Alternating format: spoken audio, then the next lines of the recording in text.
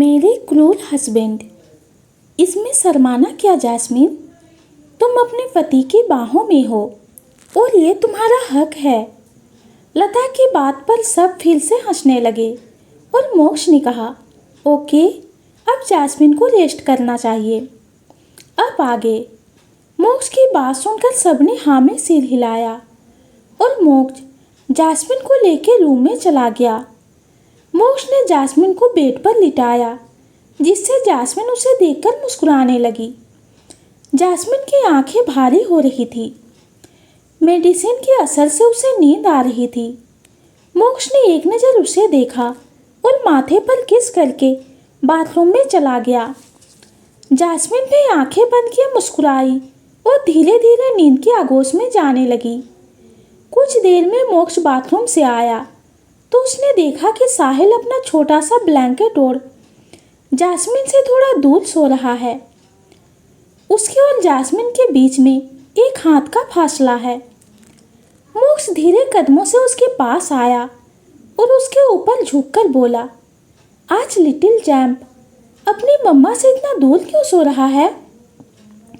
मोक्ष की बात सुनकर साहिल ने कहा, डैडी, मम्मा को चोट लगी है ना? अगर साहिल उसके पास सोएगा तो मम्मा को हर्ट हो जाएगा, इसीलिए साहिल मम्मा से दूर सो रहा है।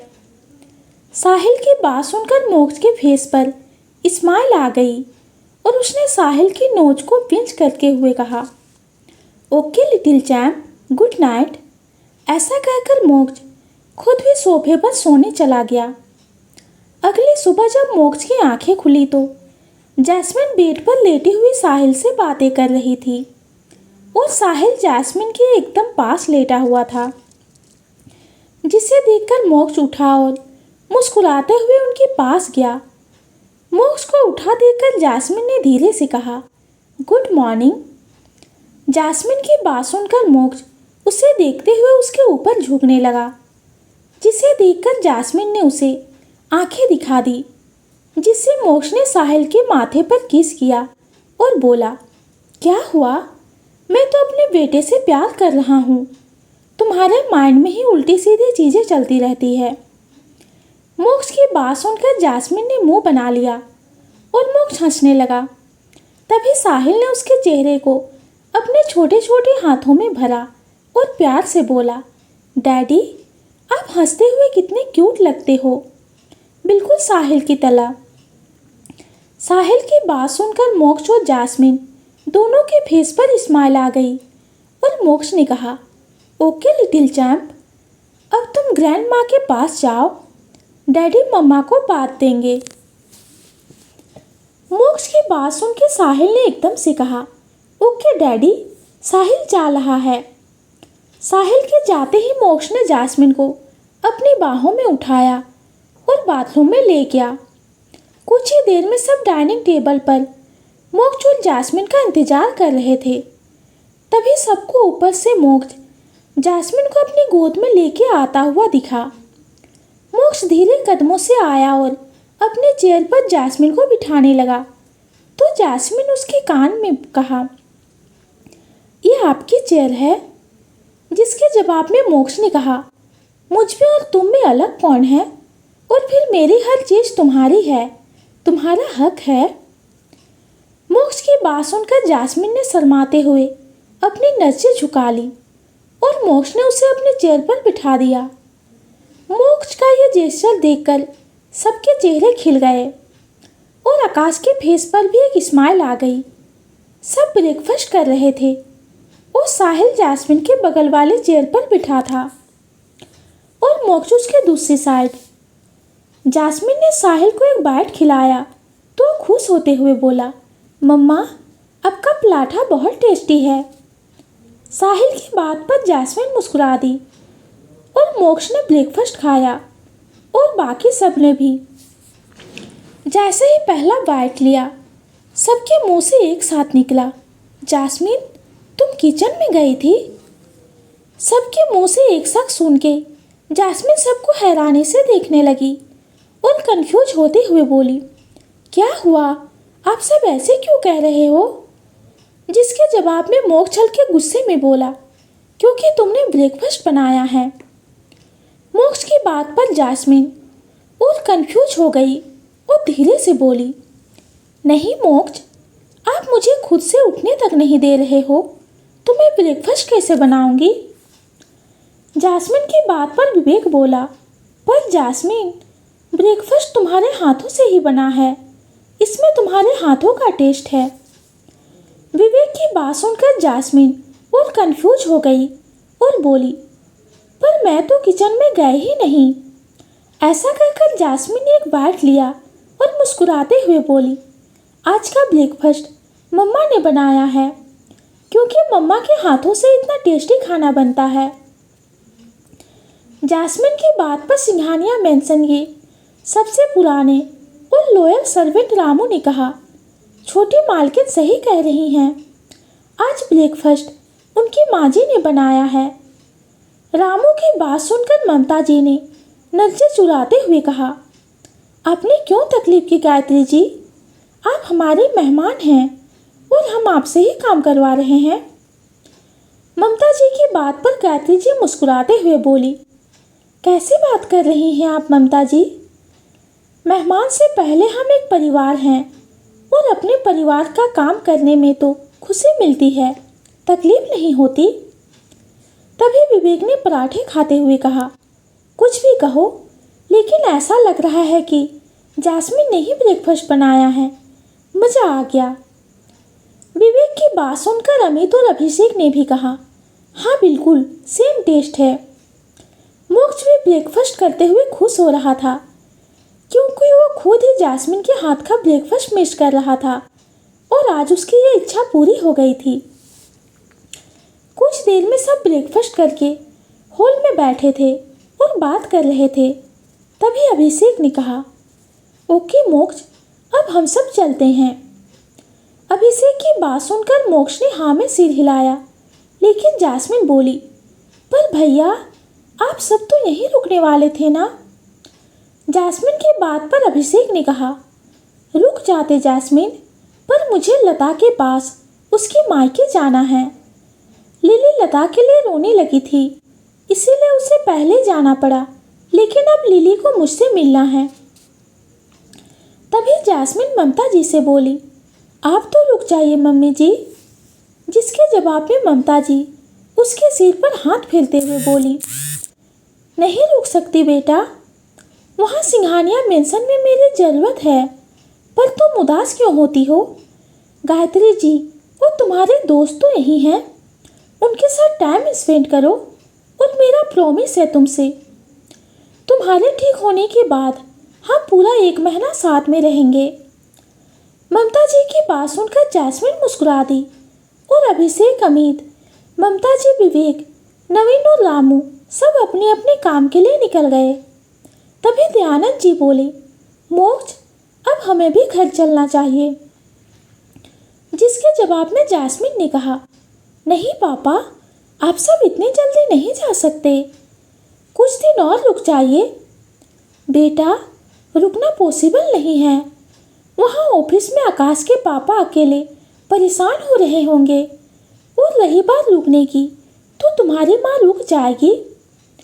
दयानंद जी की बात पर मोक्ष ने कहा, डैडी सही कह रहे हैं जैस्मिन, वर्क इज वर्शिप, और मॉम यहाँ रुक रही हैं। मोक्ष की बात पर जैस्मिन ने भी बूझे मन के साथ हाँ में सिर हिलाया और शुभम बोला, पापा, मैं और मैंग भी आपके साथ चलेंगे, हमारी ट्यूशन छूट जाएगी। तभी दयानंद जी बोले, आकाश, तुम्हारे एग्ज़ाम में अभी टाइम है ना, तो तुम कुछ दिन यहाँ रुक जाओ और कुछ दिनों बाद अपनी आंटी के साथ दिल्ली आ जाना। दयानंद जी की बात सुन के मोक्ष कुछ कहने के लिए मुंह खोलने ही वाला था कि जैस्मिन ने कहा, हाँ आकाश, कम से कम तुम तो रुक जाओ। जैस्मिन और दयानंद जी की बात सुन के आकाश ने कहा, ओके अंकल कह रहे हैं तो रुक जाता हूँ। ऐसा कहकर उसने एक नज़र मोक्ष को देखा, जो अपनी पैनी निगाहों से उसे ही देख रहा था, जैसे वो उसे अपनी आंखों से ही बोध कर रहा हो। तभी मोक्ष की नज़र जैस्मिन पर गई। जो आकाश को देखकर मुस्कुरा रही थी, जिसे देखकर मोक्ष ने कहा, तुम यहाँ रुकोगी तो जैस्मिन का भी मन लग जाएगा। मोक्ष की बात सुनकर जैस्मिन ने हाँ में सिर हिलाया और आकाश मोक्ष को कंफ्यूज नजरों से देखने लगा, जिससे मोक्ष उसे देखकर एक शैतानी मुस्कान करने लगा। ये मोक्ष के दिमाग में क्या चल रहा है? लेकिन जो भी चल रहा है वो नॉर्मल तो नहीं हो सकता। ये सोचकर आकाश ने अपने ख्यालों को साइड किया और एक नज़र जैस्मिन को देखा, जिसकी पलकें भारी हो रही थी। जैस्मिन को देखकर आकाश ने कहा, जैस्मिन, तुम्हें नींद आ रही है?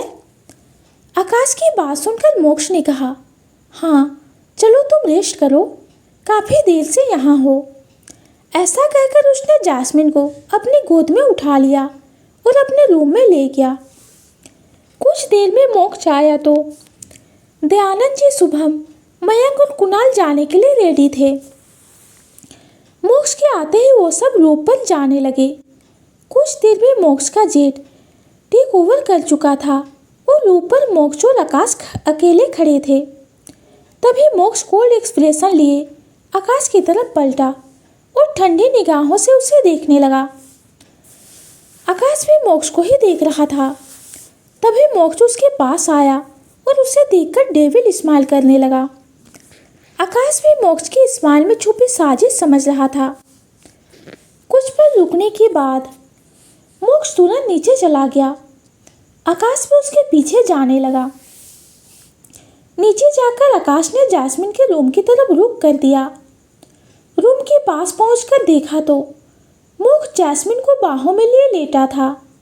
जैस्मिन का सिर मोक्ष के सीने पर था और एक हाथ से वो जैस्मिन के बाल सहला रहा था। जैस्मिन और मोक्ष को देखकर आकाश उल्टे कदम वापस चला गया। उधर जैस्मिन मोक्ष से बोली, मोक्ष, अब मम्मा यहाँ रहेगी और उन्हें ही सारे काम करने पड़ेंगे और ये घर इतना बड़ा है, वो अकेले कैसे करेंगी? जैस्मिन, मैं सर्वेंट हायर कर लेता, पर उसमें रिस्क है क्योंकि इस विला में कोई भी बिना किसी मकसद के नहीं आता। मोक्ष की बात पर जैस्मिन ने मुंह बनाते हुए कहा, ठीक है, फिर मम्मा की हेल्प मैं खुद करूँगी। जैस्मिन की बात पर मोक्ष ने कहा, मैं जानता था ये, इसीलिए मैंने पहले 4 सर्वेंट सिंघानिया मेंशन से मंगवा लिए हैं।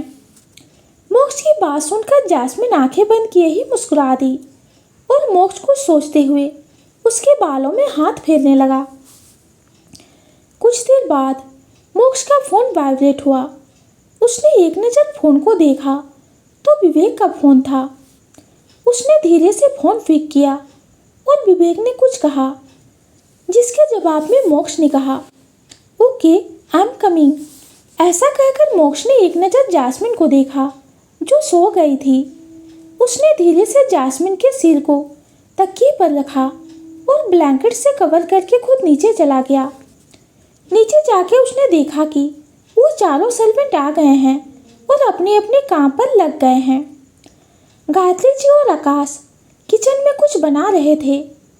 गायत्री जी को देखकर मोक्ष उसके पास गया और देखा कि आकाश एप्रन पहने कुछ बना रहा है। मोक्ष को देखकर गायत्री जी बोली, मोक्ष बेटा, आप कहीं जा रहे हो? वो मेरी एक मीटिंग है। मोक्ष की बात सुन के आकाश ने कहा, आंटी, टोमेटो सूप बन गया है, आप जैस्मिन को दे आइए, तब तक मैं वेजिटेबल्स कट कर देता हूँ। आकाश की बात पर मोक्ष ने कहा, जैस्मिन अभी सो रही है, कोई बात नहीं, उठाकर पिला दूंगी। वैसे भी उसे आकाश के हाथ का सूप बहुत पसंद है, वो मना नहीं करेगी। ऐसा कहकर गायत्री जी जैस्मिन के रूम की तरफ बढ़ गई और मोक्ष आकाश को देखने लगा। क्या लगती है मेरी बीवी तुम्हारी, जो इतनी केयर करते हो? मोक्ष की बात पर आकाश को गुस्सा आ गया। तुम्हारे माइंड में हमेशा एक ही चीज़ चलती है ना, जैस्मिन मेरी अच्छी दोस्त है। आकाश की बात पर मोक्ष ने डेविल स्माइल करते हुए कहा, और यही दोस्ती बचानी है तो दूर रहो जैस्मिन से। तुम इतने इनसिक्योर क्यों हो? तुम्हारी शादी को 1 साल होने वाला है और अब तक तुम्हें जैस्मिन पर ट्रस्ट नहीं हुआ। इस 1 साल में भी तुम उसे जान नहीं पाए। मेरी बीवी को मैं अच्छे से जानता हूँ, उस पे तो ट्रस्ट है पर तुम पे नहीं है। मोक्ष की बात पर आकाश ने मुस्कुराते हुए कहा, मैं मानता हूँ कि तुम्हें मेरी और जैस्मिन की बॉन्डिंग कुछ खास पसंद नहीं है और तुम्हारी जगह मैं भी होता तो ऐसा ही फील करता। फिर अपनी आंखों में नमी लिए आगे बोला, पर तुम बेफिक्र रहो। जैसे तुमने मुझसे मेरा प्यार छीना वैसे मैं तुमसे तुम्हारी बीवी नहीं छीनूंगा, क्योंकि मैं जानता हूँ कि जब किसी से उसका प्यार अलग होता है तो कितना दर्द होता है। बस ऐसा लगता है भले ही जान चली जाए पर एक बार वो मिलने आ जाए। अपने प्यार को देखने भर के लिए दिल तरस जाता है। ऐसा कहकर आकाश ने अपनी आंखें बंद कर ली और अगले ही पल अपनी आंखें खोली तो उसकी आंखें लाल थी, जिसे देखकर मोक्ष ने डेविल स्माइल लिए कहा, गुड थॉट, पर मैं पूरी कोशिश करूँगा तुमसे तुम्हारे अच्छे दोस्त को छीनने की। Just wait and watch. ऐसा कहकर मोक्ष तुरंत अपने काम के लिए निकल गया और आकाश चुपचाप उसे जाते हुए देखता रहा। तभी उसके पास गायत्री जी आई और आकाश से बोली, जैस्मिन तो गहरी नींद में है। मैंने 2-3 बार उठाया लेकिन उठी नहीं। कोई बात नहीं आंटी, उसे रेस्ट करने देते हैं, जब उठेगी तब पिला देंगे।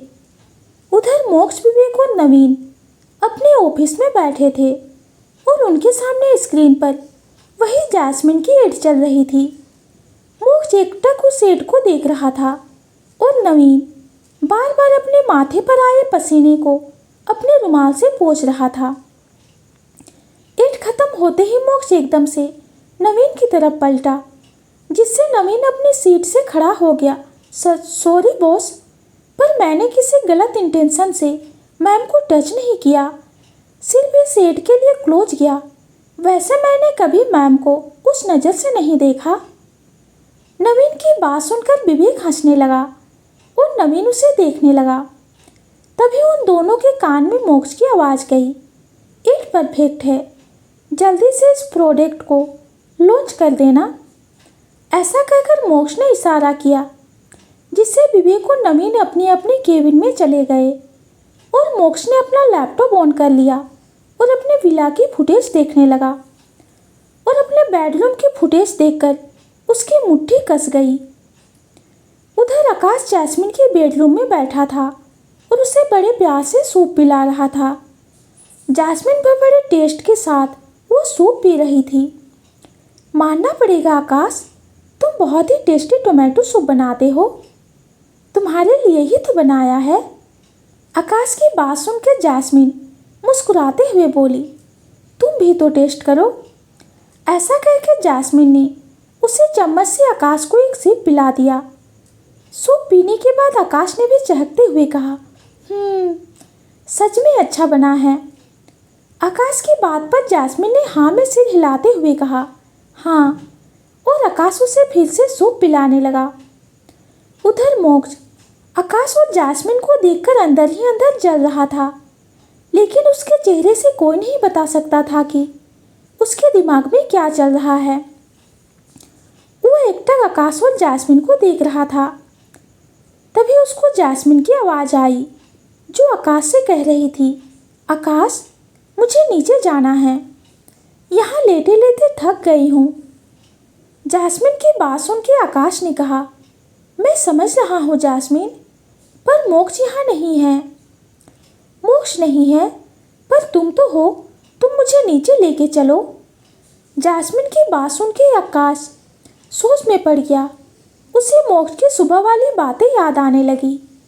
तभी जैस्मिन ने मुंह बनाते हुए कहा, हाँ मैं समझ गई, अब तुम मुझे नीचे लेके क्यों जाओगे, मोटी हो गई हूँ ना।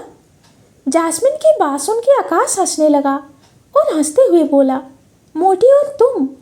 ऐसा कहकर आकाश जोर जोर से हंसने लगा और जैस्मिन उसे घूरने लगी। तो आकाश ने कहा, अच्छा चलो नीचे चलते हैं। ऐसा कहकर आकाश जैस्मिन के पास आ गया और उसकी कमर से होल्ड करके उसे अपनी गोद में उठा लिया। जैस्मिन ने भी गिरने के डर से उसके गले में अपनी बाहें डाल दी और आकाश बड़े धीरे धीरे एक एक कदम संभालते हुए नीचे ले आया और सोफे पर बिठा दिया। तभी उसे अमित और साहिल आते दिखे। जैस्मिन को देखकर साहिल भागता हुआ उसके पास आया और हक करते हुए बोला, मम्मा, साहिल आ गया। साहिल की बात सुनकर जैस्मिन ने उसके बालों में हाथ फेरते हुए कहा, तो आज मेरे बेटे ने क्या क्या किया? मम्मा, आज साहिल ने बहुत सारी शॉपिंग की। साहिल की बात सुनकर जैस्मिन खुश हो गई। तभी गायत्री जी बोली, सब आ गए हैं तो डिनर कर लेते हैं। गायत्री जी की बात पर जैस्मिन ने कहा, माँ, पर अब तक मोक्ष नहीं आए हैं। तभी अमित का फोन रिंग हुआ। अमित ने एक नज़र सबको देखा और फोन पिक कर लिया। फोन विवेक का था। कुछ देर विवेक की बातें सुनने के बाद अमित ने ओके कहा और फोन कट कर दिया। विवेक का फोन था। मोक्ष और उसे आने में देर हो जाएगी, वो दोनों बाहर डिनर कर लेंगे। और जैस्मिन, मोक्ष ने स्पेशली तुम्हारे लिए कहा है कि उसका वेट ना करें और डिनर करके रेस्ट करे। अमित की बात सुनकर जैस्मिन ने एक फीकी स्माइल दे दी। तभी आकाश ने कहा, मोक्ष ने सही कहा है जैस्मिन, तुम्हें डिनर करके रेस्ट करना चाहिए। आकाश की बात पर जैस्मिन ने हाँ में सिर हिलाया और सब डाइनिंग टेबल की तरफ बढ़ने लगे।